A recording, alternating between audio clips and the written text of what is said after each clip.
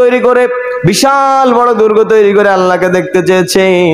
বিশাল সেই মিশরের এখনো ফিরাউনের সেই বাড়িটা এখনো সেইভাবে রয়েছে, বিশাল বড় বড় পাথর দিয়ে নির্মিত। সেই আমলের তৈরি করা বাড়ি এখনো সেইভাবে রয়েছে, এত শক্তিশালী ভাবে তার প্রাসাদ তৈরি করেছিল। কোথায় সে ফিরাউন?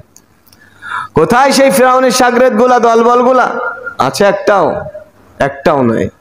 সব মরার সঙ্গে সঙ্গে জাহান্নামের অগ্নির জ্বালানি হয়ে গেছে। আল্লাহ বলছেন কোরআনুল কারীমে, তার সকাল সন্ধ্যায় তাদের আগুনের মধ্যে নিক্ষিপ্ত করা হয়, আগুনের শাস্তি দেওয়া হয়। কিয়ামত পর্যন্ত যতদিন বিচার হবে না ততদিন তার শাস্তি হতে থাকবে এবং বিচার কার্যে তাদেরকে জাহান্নামের মধ্যে নিক্ষেপ করা হবে।